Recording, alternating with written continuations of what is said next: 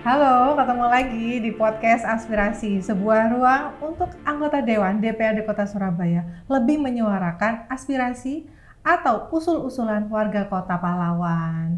Kali ini kita tetap ngebahas hal-hal yang viral, yang FYP, yang hot-hot di Surabaya. Surabaya udah hot.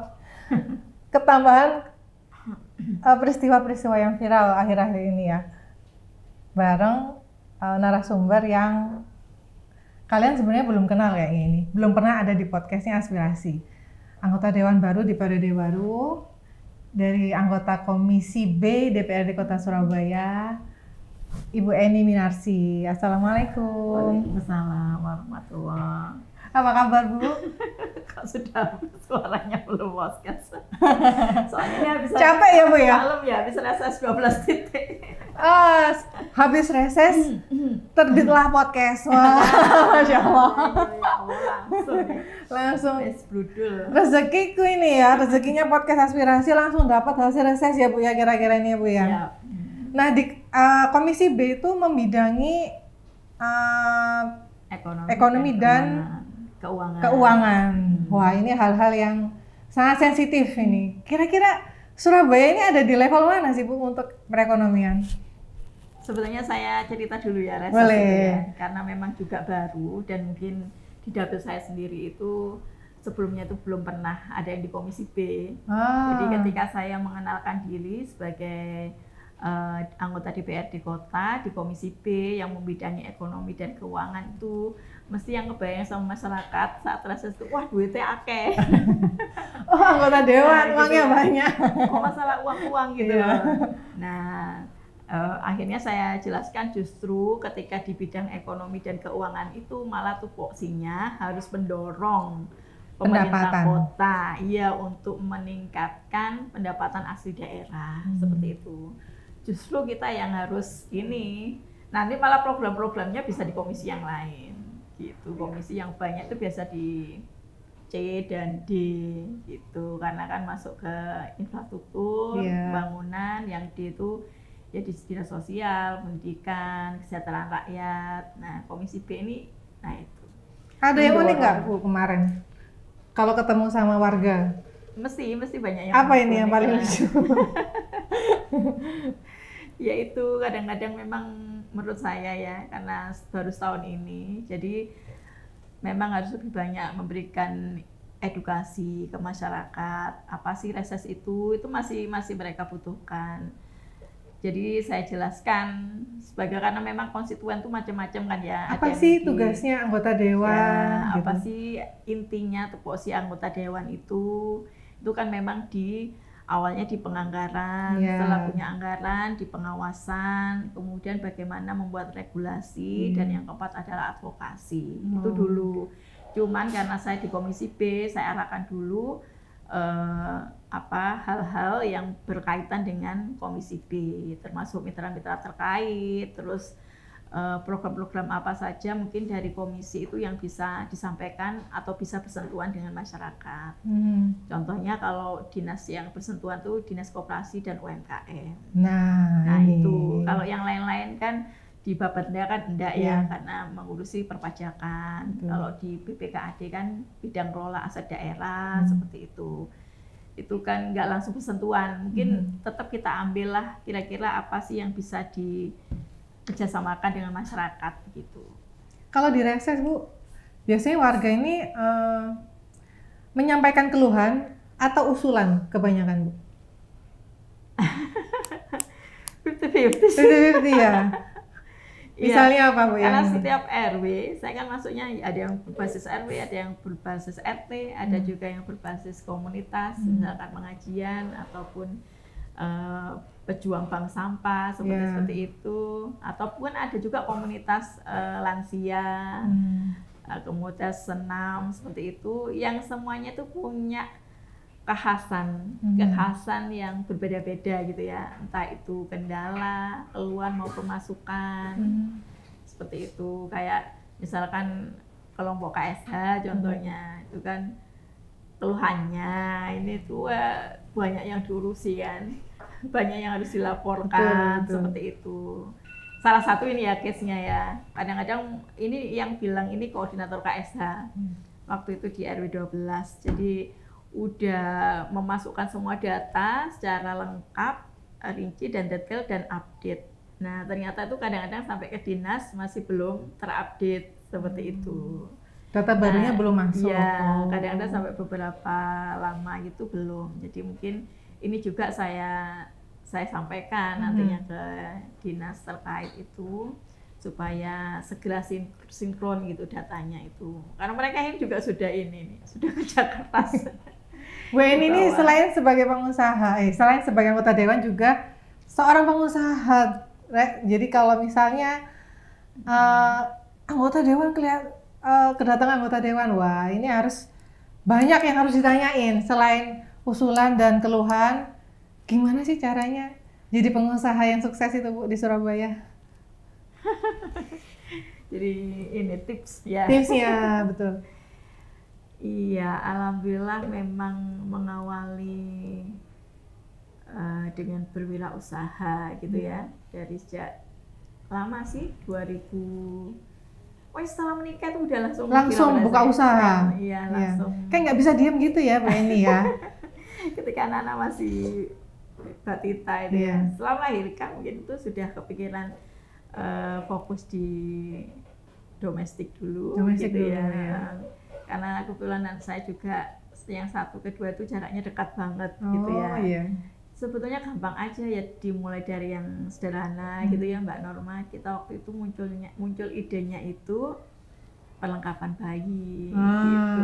Iya. Dari situ aja kan ya gampang. Ini anak dua ini gonta-ganti terus, belum lagi kalau musim hujan ya saat itu tahun 2000-an itu butuh stok. Nah akhirnya belanjanya itu dilebihkan. Awalnya begitu dulu dengan kepedean pengusaha awal bukanya di rumah padahal tulisannya langsung perlengkapan bayi dan anak gitu, ada open, ada kus, padahal di kampung itu. Jadi jalan ya Bu ya? Jalan. Jadi yang penting mulai aja dulu ya, gitu ya? Mulai aja dulu dari hal-hal yang sederhana yang kita butuhkan saat itu bahkan ya. Jadi akhirnya anak-anak itu dapat, ya kemudian juga omset dari luar juga dapat masuk gitu. Anak-anak kan dapat pakai ini, pakai baju dan perlengkapan bayinya. Terus memang konsistensi sih, gitu. Menambahkan ada keuntungan bisa untuk menambah. Karena saya benar-benar dari nol Mbak Norma. Ini perintis bukan pewaris. Betul, kan emang kebanyakan dari kita itu, apalagi pejuang UMKM nih ya, itu pasti banyak yang perintis Bu ini ya. Bagaimana untuk merintis sebuah usaha gitu, bagaimana saat ada kendala di tengah-tengah gitu Bu ya. Karena pasti kendala awal biasanya orang-orang tuh kendala modal terutama. Nah itu bagaimana tetap konsistensi. Karena kalau kita buka tutup itu kan pelanggan jadi kecewa. Ya, kok nggak buka sih tokonya gitu. Ya, seperti itu. Jadi kalau bisa karena dari awal itu kita sudah menjalankan konsep bahasanya pembeli itu yang utama gitu ya. Bagaimana supaya tidak mengecewakan. Kalau tidak mengecewakan nanti kan ketok tular gitu ya. Perlengkapannya juga semakin dilengkapi, biayanya juga miring gitu ya dari petukuan-petukuan waktu itu. Seperti itu sih Mbak, konsistensi dan tetap mempunyai daya juang yang tinggi. Karena memang banyak tantangan. Betul banget, betul.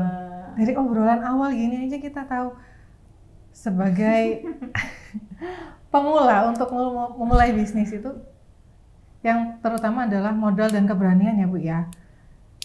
Nah, untuk UMKM di Surabaya, saya ingin tanya sih Bu, kendala utamanya apa sih Bu? Kalau Ibu sebagai penggerak dan juga pengasuh UMKM ya Bu ya. Jadi orang-orang UMKM kebanyakan curhatnya ke Bu Eni nih kayaknya. Iya, sebelumnya, insya Allah sampai sekarang juga sih sebetulnya saya lebih suka gitu ya. Bukan lebih dikenal sebagai selain pemberdayaan wanita dan juga UMKM. Waktu konsep waktu kampanye juga itu yang saya munculkan, pemberdayaan UMKM gitu. Salah satu kegiatannya itu memang melakukan pendampingan untuk UMKM awal itu ya. Iya. Ya dari mulai, jadi kadang-kadang itu UMKM juga, yang kalau awal sih memang menurut saya nggak apa-apa jalan aja. Tetapi ketika sudah jalan, itu kan kayaknya baru butuh pendampingan gitu. Maksudnya begini, supaya nggak lama-lama mewujudkan ide ya, untuk berjualan kah gitu. Awal tuh memang nggak apa-apa, sederhananya langsung jalan dulu. Tidak harus, kadang-kadang kalau kita pendampingan dulu, apa yang mau didampingi itu kan belum ada bentuknya. Praktek ya, belum ada bentuknya. Nah seperti itu, pendampingannya itu menurut saya sebelum yang benar-benar skill teknis gitu ya, yang soft skillnya itu benar-benar juga harus dibentuk. Apa gitu. itu Bu? Itu di entrepreneur itu harus mempunyai karakter pejuang. Soft skillnya ini loh yang susah ya dicari ya. Nggak boleh baperan. Nggak boleh baperan. Harus. Ada yang baperan nggak? Harus suka melihat, jeli melihat peluang. Oh iya. Membuat networking seperti itu. Baru setelah itu bisa belajar ilmunya. Kalau ilmunya itu kan sebenarnya kelihatan ya. Iya. Misalkan ilmu tentang, setidaknya business owner itu memperhatikan 4 hal gitu ya. Awalnya mungkin SDM-nya dulu. SDM-nya ini siapa? Bisa jadi karena startup gitu ya. Bisa jadi dirinya sendiri yang memborong peranan itu, ya owner, ya marketing, ya accounting gitu kan. Biasanya kan begitu, ya nggak apa-apa. Ya bendahara, ya admin. Ya adminnya semua. Ya. Tapi yang jelas SDM sini tuh ada begitu. Dan tahu tugas-tugas dari SDM itu apa. Tetap tertulis begitu loh Mbak Norma itu. Jangan sampai, walaupun kita ini ngomongin UKM itu kan sebenarnya memang ada level-level ya. Iya. Namanya UKM, usaha kecil, yang kecil baru memulai. Iya. Kemudian yang mikro dulu ya, mikro, kemudian kecil, baru kemudian kan menengah.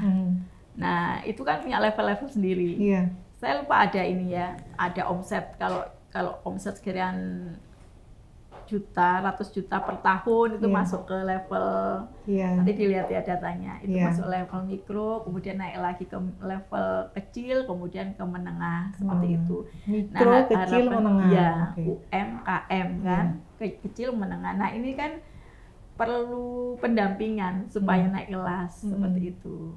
Tetapi setidaknya ketika memulai itu memang perlu keberanian. Satu hal lagi, untuk memulai bisnis atau usaha, UMKM itu jelas butuh modal, Bu. Selain keberanian, jelas butuh modal. Apa sih strategi supaya UMKM ini misalnya modalnya kecil atau tidak ada modal sama sekali? Itu bagaimana sih, Bu, solusinya? Langsung ke contoh ya. Iya, kebetulan contoh kemarin aja biar tuh paham. ada yang sharing-sharing ke saya. Iya. Jadi ada seorang ibu rumah tangga punya anak kecil-kecil padahal. Kayak saya. Kayak Mbak Norma ya, anaknya kecil-kecil masih ya. Tetapi sudah berani membuka usaha. Iya. Waktu itu menerima pemesanan jus buah apa aja dia terima. Kemudian di online kan, gitu kan? Ya dia punya akun ya. Online itu berarti lewat Instagram, iya, TikTok, iya, gitu. Pokoknya platform media sosial itu. Iya. Nah, sempat teman saya itu bilang ini tuh kayaknya punya kecil-kecil, terus nggak ini apa ya, nggak buka stand atau apa. Tapi itu bisa ya. Awal tuh pasti itu kenapa orang mengambil pilihan itu, pasti tadi ya pertama passion ya, mungkin juga suka mengambil peluang. Nanti kan awalnya tuh harus mengambil peluang, terus berani langsung praktek gitu ya. Ternyata itu loh, ambil di warung sebelah rumahnya jusnya, iya, produknya, iya. Jadi dia beli depan rumah saya itu ya. Itu bukan rumah saya, tempat teman saya, tapi saya sering juga lewat situ. Itu tuh karena ibu biasa mungkin ya, kalau udah lama warung kadang-kadang tuh kan masih konvensional, nggak pakai online gitu ya. Cuman apa ya, segmennya ya masyarakat sekitar atau orang-orang yang lewat gitu loh. Ada produknya. Tapi ya begitu, karena murah gitu loh. Jadi satu plastik padahal enak, satu plastik itu bisa penuh. Lah si ini Mbak ini tadi itu mengemas dengan botolan. Botol kaca? botol plastik yang sekarang musim tuh kan, terus dikasih ini aja mereknya dia. Wah. Kerjasama sama, nah dia modal nggak? Oh dia loh dapat ini request dulu baru pesen ini. Tapi dia kan baik sama tetangganya itu. Berarti kan melariskan juga ya Bu ya? Melariskan juga, jadi dua-duanya itu bisa sama-sama untung. Oh juga nggak ini apa, cuman dia mengambil untungnya dari selisih volume aja. Biasa di plastik itu kan gede ya. Nah itu bisa 2-3 botol gitu Tapi karena mbaknya ini mungkin karena masih muda ya kan, Mbak Norma itu kan langsung pikirannya kan komedianya itu lebih upload aja deh gitu kan, tinggal upload fotonya juga sudah ada kan ya, apa support HP gitu udah bagus, jadi menarik gitu loh. Nah itu tuh bisa ternyata sebulan tuh ya lumayan kayak orang kerja kantoran. Saya mau coba besok. Saya mau transferan. Nggak kemana-mana loh ya, cuman transferan. Ada modal handphone, kamera, cekrik, upload di medsos, dijual gitu ya kan. Jadi kalau tadi ngomong sharing ya, saya belum ngomong ke bagaimana support pemerintah kota, tetapi setidaknya itu kalau dari personnya sendiri tuh punya niat. Itu pasti ada kok jalan-jalannya, nggak harus punya modal. Iya betul. Gitu. Jadi bisa melariskan gitu juga ya Bu ya. Apa sih Bu kemudian yang menjadi penting sekali untuk dipikirkan untuk orang-orang yang akan memulai UMKM? Kan ada tuh orang-orang yang terlalu overthinking gitu ya, sebelum mulai udah overthinking gitu kan. Nah itu yang jadi kendala. Itu nggak boleh guys. Bisnis yang paling susah tuh yang nggak diwujud-wujud. Nah kepikiran aku harus belum punya ini beli lagi, belum punya ini belum, udah ngumpul tapi tetap aja nggak dimulai gitu kan. Bahkan ada juga yang memaksakan meminjam modal ke tempat lain, tapi juga belum bisa memulai usahanya gitu Bu. Gimana Bu itu Bu? Jadi sebenarnya kayak seperti itu contoh itu kan modalnya apa sih, kan ide itu. Iya ide, tapi kadang-kadang terlalu overthinking akhirnya idenya nggak. Itu tadi cuman ide, kemudian yang punya orang lain, ya kan? Itu yang punya orang lain. Dia cuman ini aja kan, mediator aja. Betul. Itu menurut saya untuk pemula itu sangat bagus karena nggak ada resiko. Nah seperti itu. Modalnya kecil sekali ya Bu ya. Seperti itu. Kalau pakai platform media kan banyak yang gratis. Iya, kan sudah ada kuota internet gitu ya Bu ya. Kan sayang kalau cuma dibuat. Oh jadi memang zaman digital ini sebenarnya lebih mudah memulai usaha dengan cara begitu ya Bu ya. Maksudnya dengan medsos kita manfaatkan untuk menyebarkan, oh ini loh aku jualan ini, aku punya produk ini itu, gitu ya Bu ya. Positifnya seperti itu. Jadi memang Mbak saya tadi dikenalkan. Jadi nggak perlu ini ya Bu ya, sewa tempat gitu ya kayak. Perlu kan, sambil ngomong gitu. Betul, di rumah aja. Misalnya open PO nasi uduk gitu ya Bu ya. Punya tetangganya yang bikin. Iya kan? Iya. Kayak gitu gampang-gampang aja. Beda kalau memang yang udah punya modal ya silakan gitu ya kan, tinggal dihitung nanti sebenarnya gampang berapa gitu kan. Harga modalnya berapa, harga jualnya berapa, kan tinggal seperti itu.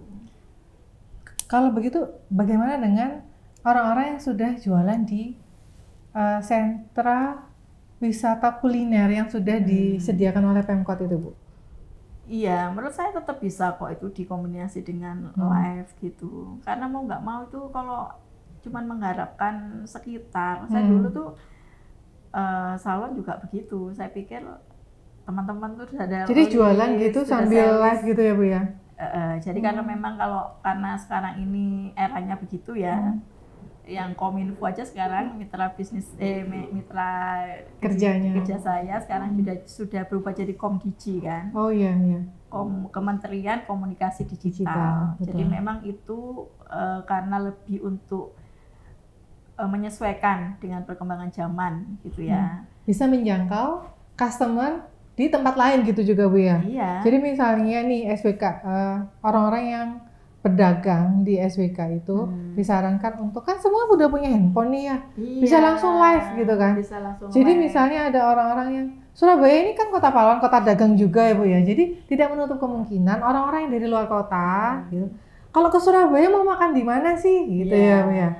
Banyak kok saya lihat anak-anak muda yang kreatif itu memang punya outlet, punya depot gitu secara offline, tetapi mesti yang laris itu akhirnya kan yang rajin posting, rajin nge-live kayak gitu.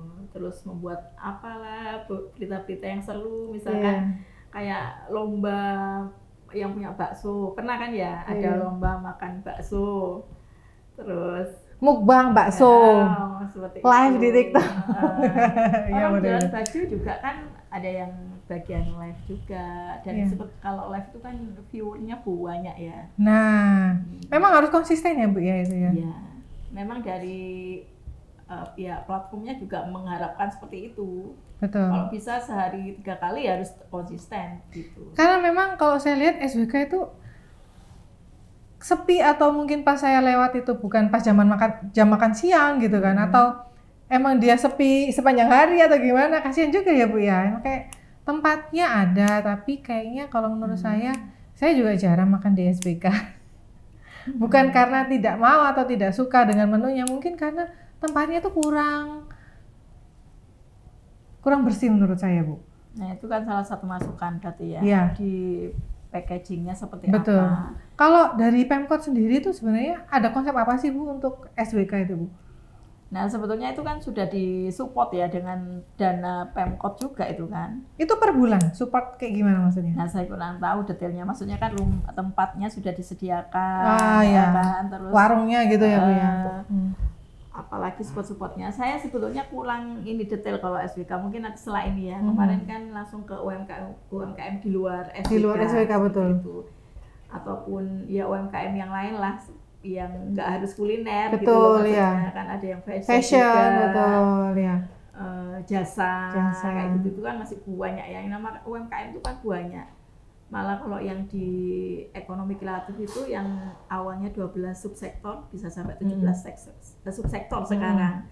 Sampai konten kreator pun kan masuk, film, animasi, wartawan juga masuk sebagai ekonomi kreatif kayak gitu.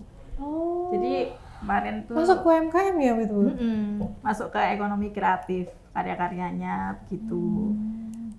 Pekerja seni, bikin handmade seperti itu. Jadi yang ya kayak misalnya tas handmade itu ya, tas yang rajut dan itu ya. Sebetulnya kalau memang bisa memunculkan keunikan lokal, itu tuh bagus gitu loh. Kalau bersaing secara barang yang umum itu kadang kesulitan, ya kan. Contoh kemarin saya waktu diskusi sama DKPP itu kan ternyata kan tanaman mangrove itu bisa diolah secara lebih kreatif gitu loh. Kayak gimana itu misalnya? Ya biasanya kan cuma tanaman biasa ya. Bisa untuk kue, bisa untuk keripik, diolah untuk kue. Tapi tanaman mangrove itu kan nggak bisa tumbuh di banyak tempat gitu. Betul, kan hanya untuk Surabaya Utara atau Nah itu tuh bisa ditonjolkan, waktu itu saya sampaikan begitu. Itu dan dikenalkan gitu. Kalau nggak begitu kan nggak tahu gitu loh masyarakat, dan mungkin ini tadi di media sosial kan gitu juga supaya dikenal. Terus termasuk kemarin kan di UMKM di Siola itu kan juga bagus-bagus ya ininya. Di pojok-pojok space di ruang instansi publik itu sebetulnya juga sudah bagus sih. Cuma tinggal penjualannya aja kali Bu ya. Saya lihat nggak ada yang live, mestinya live bagus itu. Harusnya ya. Iya. Kok nggak ada yang live tuh kata Bu Eni? Saya aja yang live ya di situ. Tinggal profit sharing. Iya. Jadi ya jangan memusingkan modal, jangan terbujuk oleh apa Ibu yang biasanya itu orang-orang itu cari utang modal ke tempat lain, akhirnya terlilit hutang, belum mulai usaha udah mulai terlilit hutang gitu ya. Jadi jangan sampai UMKM ini terlilit hutang dulu padahal belum memulai usahanya. Begitu, ini yang ingin dimaksudkan oleh Bu Eni. Tapi Bu, Surabaya ini mau hutang loh Bu. Jangan kan ngomong ke UMKM nih nggak boleh hutang. Surabaya ini mau hutang guys, jadi sudah mulai hutang ini sekitar nilainya 452 miliar ya Bu ya, kalau nggak salah, hutang ke Bank Jawa Timur untuk melaksanakan beberapa infrastruktur, di antaranya PJU dan ada jembatan layang di Taman Pelangi kalau saya nggak salah ingat ya. Jadi itu salah dua yang akan menjadi proyek untuk melaksanakan untuk implementasi hutang itu tadi ya Bu ya. Menurut Bu Eni nih di Komisi B, sejauh ini Wali Kota Surabaya itu optimis sih ya. Setiap kali diwawancara itu optimis bahwa Pemkot akan bisa melunasi hutang ini sampai periode wali kota berakhir. Jadi tidak sampai membebani wali kota berikutnya. Tapi kalau kita runut di periode sebelumnya, pendapatan asli daerah Pemkot Surabaya ini tidak pernah mencapai target tuh. Kalau menurut Bu Eni sebagai anggota Komisi B, apa sih upaya yang harus dijalankan, diiringi untuk mengiringi sikap optimis wali kota ini, Bu? Jadi memang itu berkaitan sekali ya dengan tupoksi Komisi B yang meningkatkan pendapatan asli daerah itu. Betul, Bu. Cuman memang pendapatan asli daerah ini kan banyak ya dari beberapa sisi, banyak instrumen. Yang pertama kan pajak ya, kemudian retribusi, dan ada mungkin tambahan dana gitu ya, suntikan dana dari pemerintah pusat. Tapi ada juga yang keempat ini adalah pengelolaan aset daerah, gitu ya. Yang dalam kondisi sekarang ini Mbak Norma, apalagi kemarin setelah kerusuhan begitu ya, betul. Ekonomi mau nggak mau juga mulai mengalami kelesuan lagi gitu ya, harus memberikan harus meningkatkan kepercayaan lagi ke warga, ke investor swasta. Maksud saya janganlah kondisi seperti ini kemudian justru malah diiringi dengan kenaikan pajak atau retribusi seperti itu. Betul. Mungkin ya maksudnya dari Pak Wali itu salah satu jalan tengahnya itu dengan berhutang begitu ya. Nah tetapi memang kalau dari kami DPRD Kota itu menginginkan memang ada skema yang jelas gitu untuk pembayaran seperti itu. Nah mungkin optimisnya, karena saya juga bukan di Banggar ya, hanya berkaitannya di Komisi B itu, optimisnya itu salah satunya ya dengan memaksimalkan aset yang ataupun kekayaan yang dimiliki oleh Surabaya yang sebetulnya kan sangat potensial. Tinggal mungkin ada beberapa hal ataupun aset yang terbengkalai kayak gitu. Banyak ya Bu ya? Ya ada juga, memang sih nggak ini ya, ada yang sudah produktif gitu ya untuk perkantoran, untuk sewa, untuk gedung, untuk fasilitas publik seperti itu. Nah ada juga kan kalau Mbak Norma lihat di jalan-jalan tuh aset milik kota, milik pemerintah kota, tapi kan nggak ada apa-apa, cuma di nganggur gitu ya, nganggur masih. Kemudian ada juga kan gedung-gedung yang mangkrak seperti itu. Mungkin itu yang digali di situ sih, diinventarisir, didata kembali mana-mana yang masih yang optimal, bagus lah ini ya, survive ya. Misalkan aset Pemkot ini sebenarnya ada di pusat kota nggak sih Bu? Kebanyakan atau banyak yang di pinggir-pinggir juga? Menyebar sih Mbak. Oh banyak juga yang di pinggir ya, perbatasan. Banyak, saya lihat tuh kadang-kadang ada juga ya yang sudah disewakan, misalkan dengan usaha-usaha yang sudah bagus gitu ya, bisa franchise juga gitu, yang sudah berkembang yang ya Bu sudah ya, berkembang misalnya itu kan sudah jelas begitu, atau ya minimarket yang menjamur itu kan juga bisa, atau kafe-kafe untuk anak-anak muda itu banyak kok yang di pinggir jalan seperti itu masih bisa di ini, ataupun BUMD Mbak Norma. Oh BUMD. Nah ini BUMD ini kan memang sedang didorong gitu ya untuk perubahan secara perda, memang harus mengikuti gitu. Yang awalnya tuh perusahaan dagang, jadi perumda, perusahaan umum daerah yang harapannya itu memang lebih luas ini apa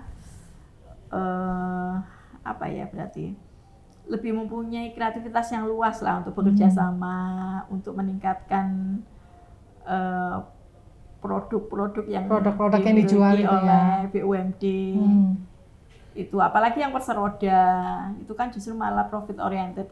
Kalau perumda kan masih tetap ke pelayanan ya, layanan oriented, tetapi itu bisa kok walaupun sifatnya pelayanan itu mestinya bisa memberikan peningkatan dan bisa kinerjanya itu bisa bersaing dengan pemilik swasta gitu, perusahaan-perusahaan swasta.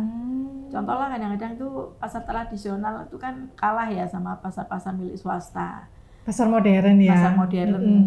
Nah itu sebetulnya kalau dikemas lebih bagus lagi, lebih bersih. PD Pasar ini Bu ya. Nah itu kan wilayahnya PD Pasar. PD Pasar ini bisa mencontoh pasar modern yang ada di Citraland contohnya. Saya pernah nih membandingkan ya. Pernah waktu itu Pak Wali, waktu itu isunya pakai tas jinjing itu loh Bu. Jadi memakai tas jinjing daripada tas kresek Bu.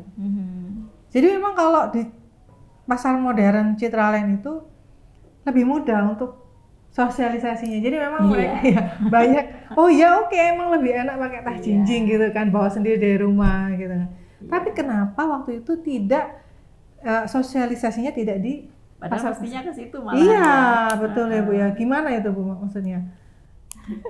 Apa mungkin itu program contoh yang baik gitu kali ya Bu ya? Iya, masukan itu buat di pasar. Ayo semangat. Jadi bentuknya itu bagus, maksudnya bukan bagus yang gemerlap itu enggak, ya tetap pasar tradisional tapi dengan konsep yang modern. Jadi lebih ke teratur, rapi, bersih, higienis. Jadi orang misalnya orang ke pasar itu enggak hanya belanja, kadang ada belanja capek mau sarapan dong, ya kan? Jadi bisa ada lokasi makan yang bersih, jadi meja makan yang bersih, ada tempat cuci tangannya, ada wastafelnya, begitu ya Bu ya? Iya, itu termasuk bisa jadi salah satu ya pemberdayaan BUMD ini menjadi peningkatan pendapatan asli daerah. Yang salah satu yang mungkin dari skema untuk pembayaran utang itu bisa dari situ. Gitu. Dari PD Pasar juga gitu ya Bu ya? Pasar roda itu contohnya apa aja nih Bu yang mungkin bisa di RPH? PD Pasar, RPH Rumah Potong Hewan. Iya. Itu kan kemarin pendapatan hanya dari potong hewan. Jasanya? Iya, jasa potong hewan kan terbatas gitu ya. Ketika menjadi perseroda, diharapkan itu bisa mengembangkan ini core bisnisnya itu. Iya, selain jasa juga mungkin ada produknya gitu ya Bu ya. Ada produknya untuk pengelolaan daging seperti itu. Kalau kemudian masyarakat bisa diedukasi untuk bisa mempunyai untuk bisa jadi pelanggan RPH untuk pemenuhan daging di resto-resto ya kan banyak ini resto di Surabaya banyak Bu ya, ada yang jual daging beef gitu ya, bisa diedukasikan untuk bekerja sama dengan RPH. Dari RPH ini juga bisa memberikan daging yang berkualitas itu kan harus sama-sama kan saling, tapi setidaknya tuh dimulai dulu lah seperti itu sehingga penjualannya itu juga produksinya itu tercover gitu kan. Jadi ini maksudnya Bu ini adalah untuk meningkatkan PAD harus ada tupoksi atau bagian-bagian dari OPD Pemkot Surabaya terutama yang sudah menjadi bentuknya sudah menjadi perseroda BUMD itu bahu-membahu untuk meningkatkan pendapatan ya Bu ya. Jangan menaikkan pajak, justru BUMD dan Perseroda ini yang harus meningkatkan pendapatan. Betul ya Bu ya. Jangan sampai menaikkan pajak dan memudaratkan rakyat gitu. Jadi untuk pengawasannya gimana sih Bu? Kalau pengawasannya begini Bu? Iya. Jangan sampai kalau misalnya amit-amit pengawasannya bagaimana Bu ke depan supaya ini tetap ada di jalurnya gitu Bu. Untuk pembayaran hutang tadi. Iya. Ya ke situ ya, bukan pengawasan BUMD kan sudah ya. Iya betul. Nah kalau yang hutang ini mudah-mudahan jadi good apa Mbak, bukan jadi bad debt gitu, good debt. Betul ya. Orang kan tuh sebetulnya boleh kok berhutang, tapi hutang yang produktif. Nah, yang bisa meningkatkan perekonomian. Yang memang bisa meningkatkan, bukan untuk hutang yang bad debt itu kan hutangnya nggak produktif. Untuk skema pengangsurannya juga nggak jelas. Tapi kalau ini sama seperti kan sebuah perusahaan misalnya, kalau memang udah bagus, biasanya kan malah justru banyak penawaran ini untuk meningkatkan produktivitas, akhirnya kan dengan menambah modal. Betul. Nah, kalau memang modal yang masuk ini bisa membuat omsetnya berlipat-lipat, itu kan bagus hutangnya. Betul. Seperti itu, dan bisa produktif ya, betul. Menjadi hutang yang bagus dan produktif, sehingga bisa diselesaikan dengan skema yang terukur, jelas, selesai, tuntas. Dan sesuai prediksi Pak Wali Kota ya. Jadi saat periode selesai, utangnya juga lunas. Amin. Alhamdulillah ya. Jadi tercerahkan kalau ngobrol sama Bu Eni. Jadi kalau misalnya kalian mau tanya-tanya terkait UMKM, tentang permodalan, tentang perekonomian juga ya Bu ya. Jangan sungkan untuk bertanya pada Bu Eni. Atau juga ke anggota komisi B yang lainnya ya Bu ya. Jadi nanti kalau reses lagi, jadi tanyanya usulnya tentang perekonomian dan kesejahteraan ya Bu ya. Karena bagaimanapun kalau pertumbuhan ekonomi bertumbuh, itu kan masyarakat juga ekonominya juga bergerak.